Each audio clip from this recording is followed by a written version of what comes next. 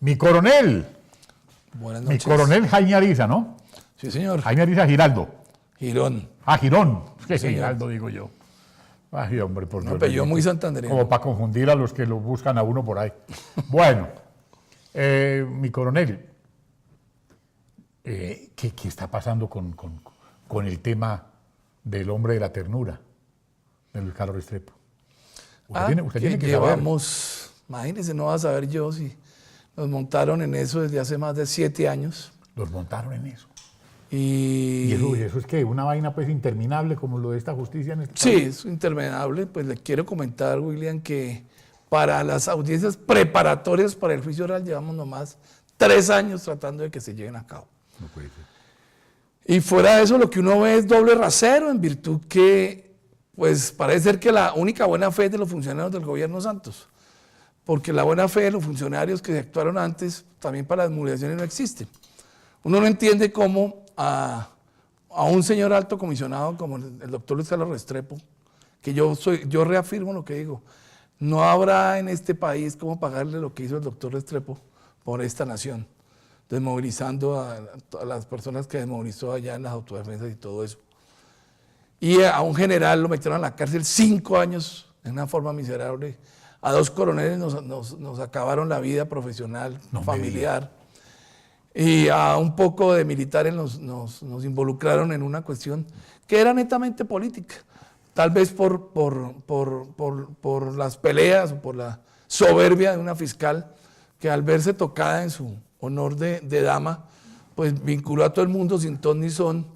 ¿Y quién era esa fiscal? A la doctora Vivian Morales. Creo que ella fue defensora de Saper, ¿no? En su proceso 8000. Entonces, la doctora Vivian salió en horario prime time un 19 de diciembre, acusándonos a todos, metiéndonos a todos en el mismo problema. Y vino a hacer pruebas después, como el 3 de enero. Les tiraron la Navidad y el Año Nuevo. Nos tiraron la Navidad, nos pretendieron ¿Y meter a la cárcel. ¿En qué año fue? Eso fue en el 2011. O sea que hace 6, 7 años pues ya. Sí, señor, yo era segundo comandante de una brigada, me tocó pues el Ejército Nacional actuando muy, como es la institución más seria y más querida de los colombianos, actuó muy profesionalmente, inmediatamente pues me relevó. Eso para un militar, en su vida militar, ¿no? Pues lo relevan a uno del mando de su unidad. Y pues pasé a enfrentar el proceso, como todo, como debe. Y me tocó a partir del año 2012, estamos en este proceso, que ha sido una cosa tras otra, una imputación y una medida de aseguramiento en la cual... Y todo es impute. Eso, bueno, no voy a decir la palabra porque estoy en televisión, pero bueno, sí, eso imputa. No, yo no dije lo que era. Pero esos son 6 años dedicados de la vida de uno que acabaron con la vida profesional, con las ilusiones. Ha habido afectación profesional, ha habido afectación familiar. ¿Y eso quién se lo reintegra a uno? No, nada. Y no, lo más importante es el honor, ¿no? El honor y la ustedes, honra. Y ustedes, ante todo, el honor, ¿no? Sí, señor. Eso es lo más significativo de un soldado, sí, señor. Qué belleza. Sí, señor. Se acabó esa vaina, porque yo no sé. Ahora hay una revoltura rarísima. Ahora como que los que mandan son los narcoterroristas en este país. Sí, se ganó la guerra militar, pero la guerra política se perdió, definitivamente. ¿Y por qué se perdió la guerra política? Porque la guerra militar, o sea, como ustedes saben, y hay una frase muy trillada de que la guerra es la continuación de la política por otros medios. La guerra militar sentó a la FARC en la mesa. Las FARC fueron derrotadas tácitamente, militarmente fueron derrotadas.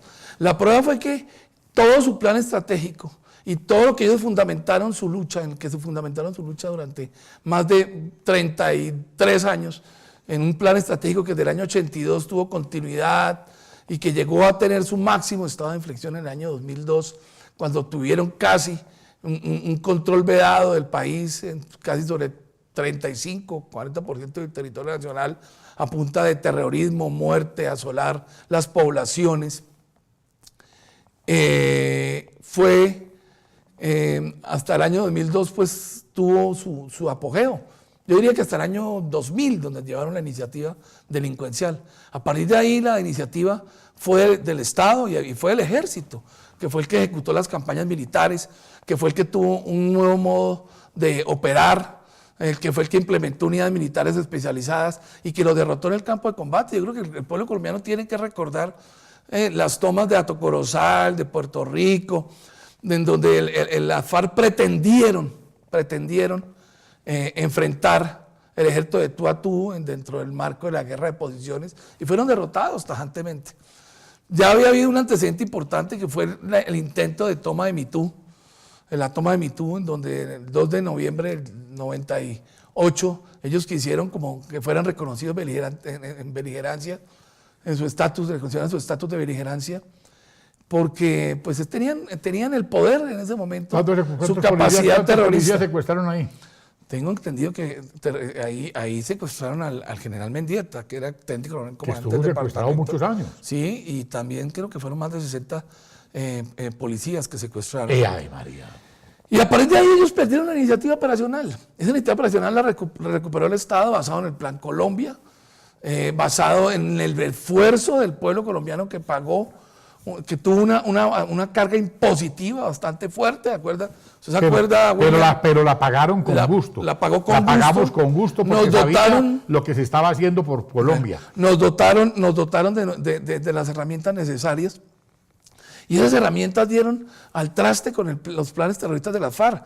Al 2008, eso obligó al cabecilla difunto Alfonso Cano, dado de baja en combate por el ejército en el 2011, eso obligó a recapitular y a retroceder en el aspecto armado y darle una predominancia a lo político.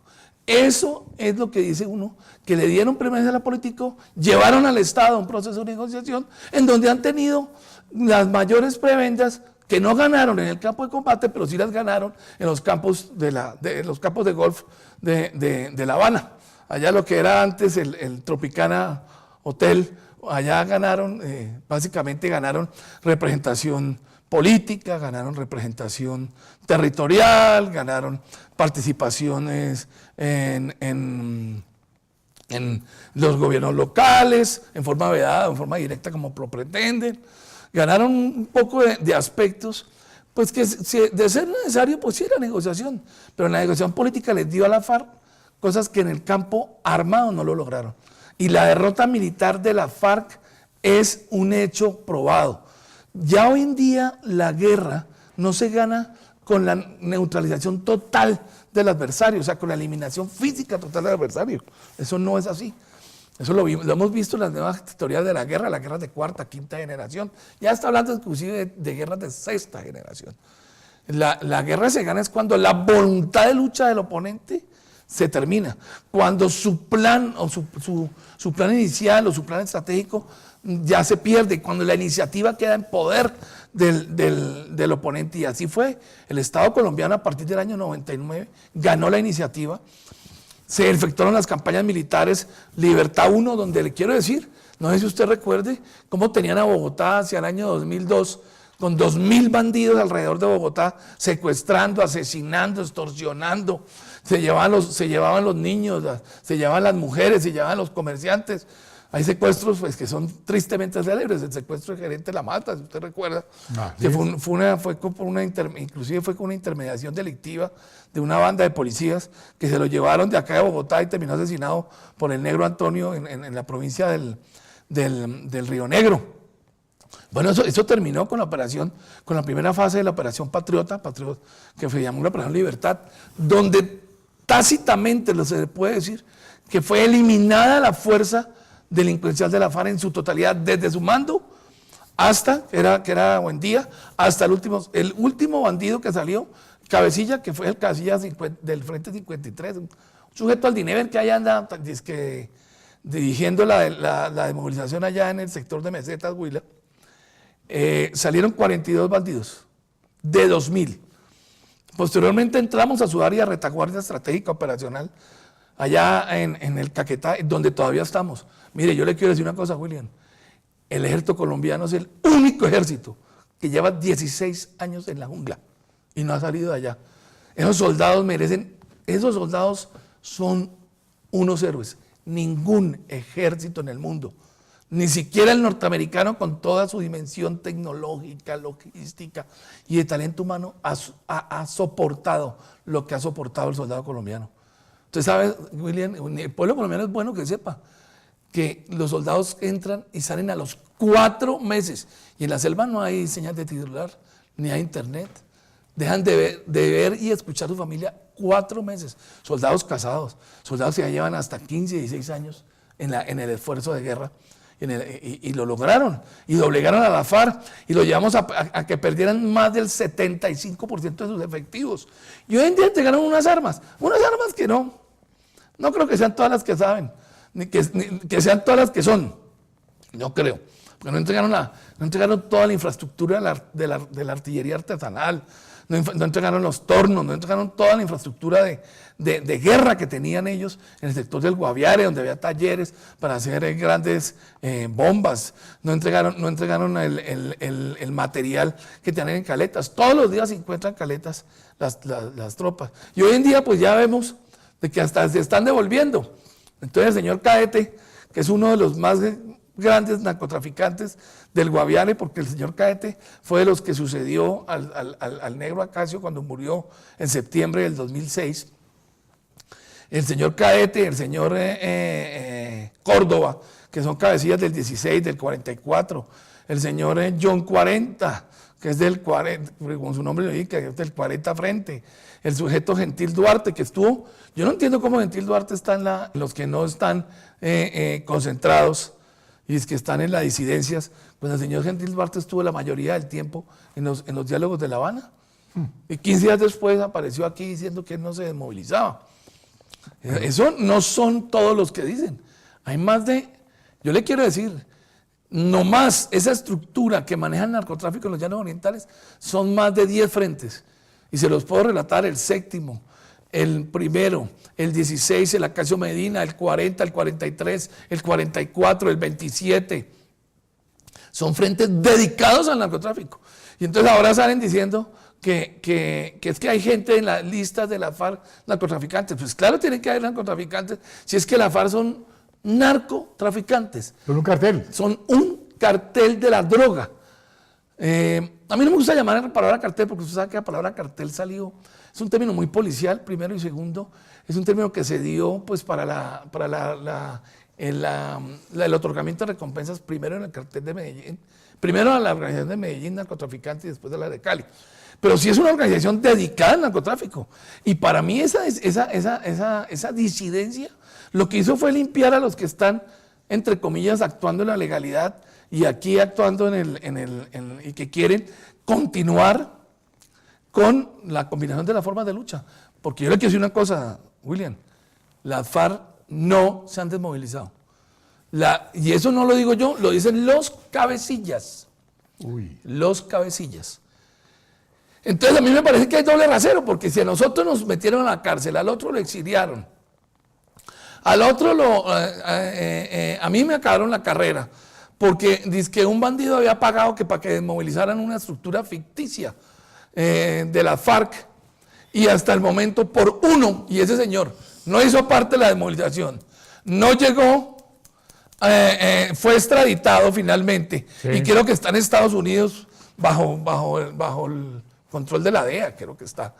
O sea que nunca hizo parte de la famosa desmovilización, y nos hicieron todo eso. ¿Cómo así que ahora aparece el gobierno con 350 bandidos pertenecientes a las grandes organizaciones narcoterroristas o al narco, y la DEA y el embajador norteamericano sean los que se vean obligados a decir, oiga, se les van a meter? Porque eso fue lo que pasó. No fue iniciativa del gobierno. El comisionado de paz esta mañana en una locución me da la impresión de que, pues yo conozco al doctor Rodrigo Rivera, no dudo de su en la mañana del 11 de septiembre. Sí, señor. Yo conozco al doctor Rodrigo Rivera, fue una excelente persona. Y fue ministro de Defensa. De fe, y fue un ministro, pues fue el primer ministro de este gobierno. Pero me da la impresión de que no está muy no tiene muy claro de que la FARC entrega la lista, la entrega el miembro representante. Ese miembro representante de la FARC seguramente tiene que ser Timochenko, ¿no? El sujeto Timochenko. Y ese se hace responsable por lo que salga en esa lista. Eso fue lo que pasó con la cacique Gaitana, el sujeto Olivo Saldaña, como miembro representante que le otorgó, nombre que le otorgó el gobierno legalmente y que está dentro de la ley de movilizaciones colectivas, en las cuales el ejército no tiene ninguna injerencia en la certificación de que si son o no son. El ejército no tiene nada que decir ahí.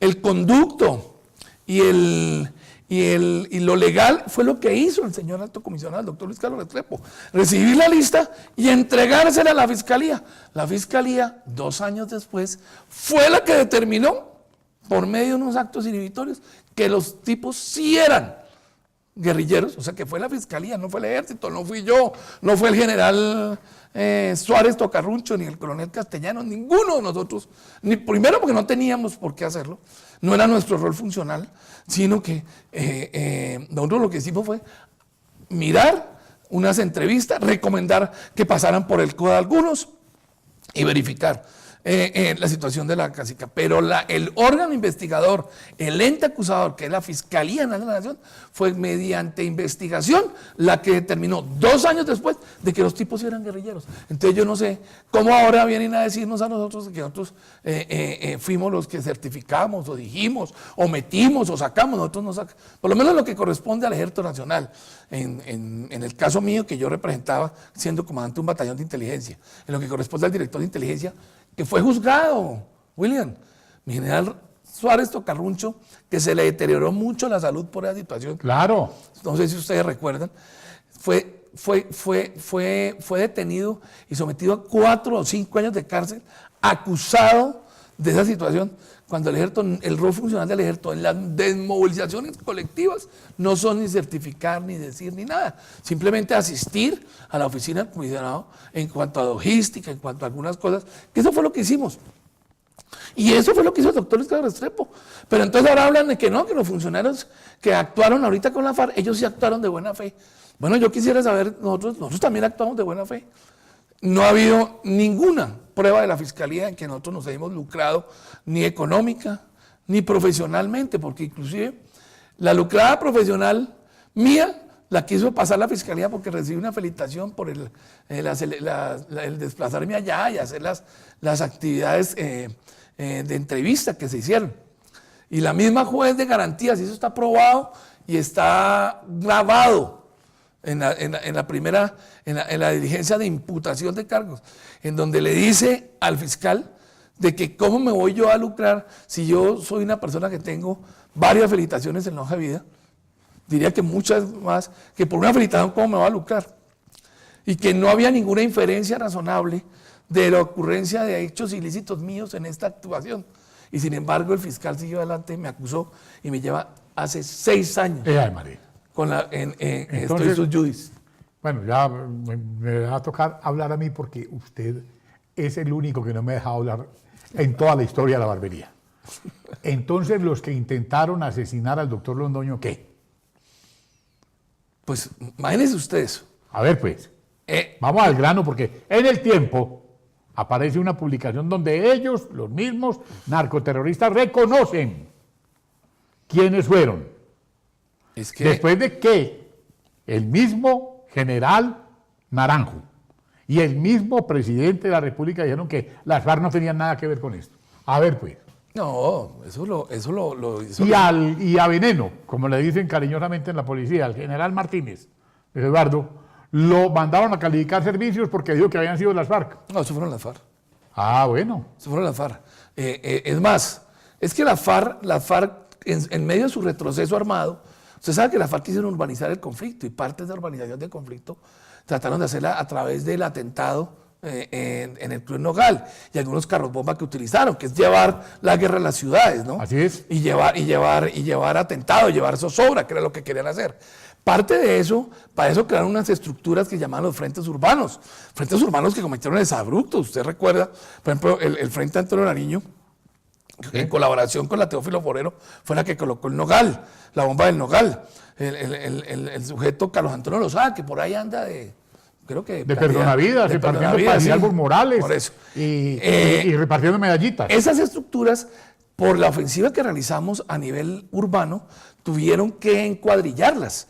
Y entonces, ¿qué hicieron? Hacer outsourcing.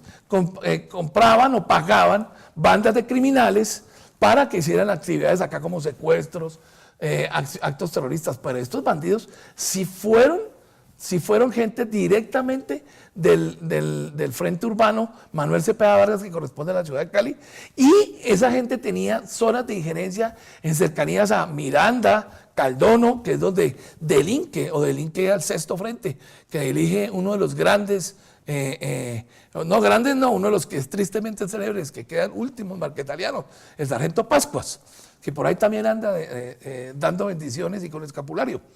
Entonces, estos sujetos sí eran de la FARC, y ahora lo sacan. Es que, pero te digo, William, es que hay una asimetría totalmente. Yo le hago una cosa. Los señores que están sentados y acusados junto con nosotros son guerrilleros de la FARC, que fueron los que hicieron la desmovilización. Perdón, fueron los que metieron gente falsa, porque ese hecho sí se dio. Hay gente más o menos de 68 bandidos que se entregaron, más o menos 10 bandidos o 12 bandidos son los que no son de la... Pues ese señor que hizo eso, ese señor que es de la FARC anda en la calle. Anda ya en la calle. Nosotros estamos respondiendo desde siempre yendo a las audiencias.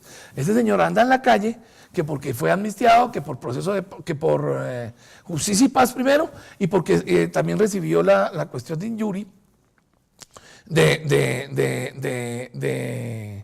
proceso de este proceso actual. Entonces, ese señor que anda en la calle dice, es que ellos sabían.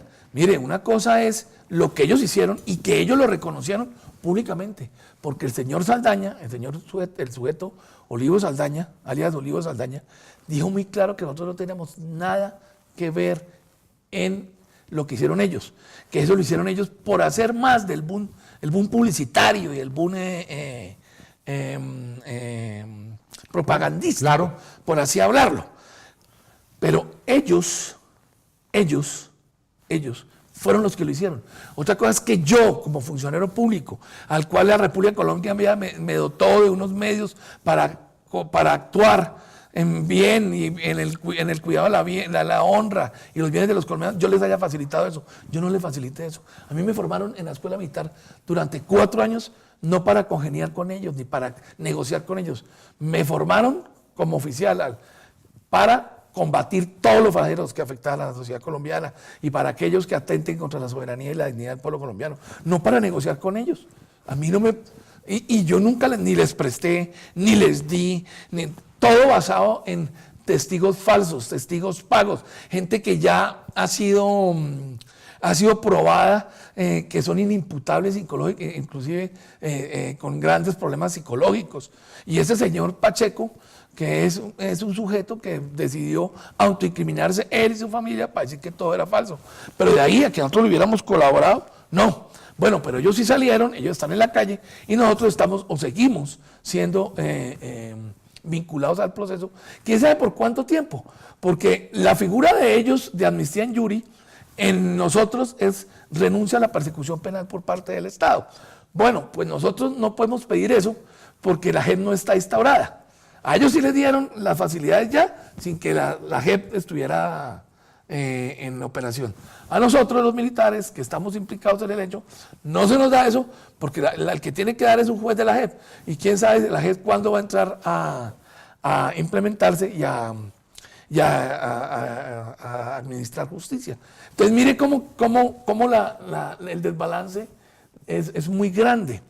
Mientras que a muchos guerrilleros, como este caso, el caso del doctor Londoño, los asesinos del doctor Londoño, ya están en la calle y ya hacen parte de las preventas del proceso de paz.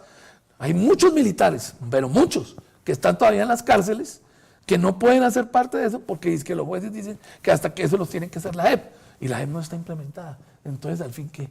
¿Hay una simetría? ¿Hay una justicia en este país?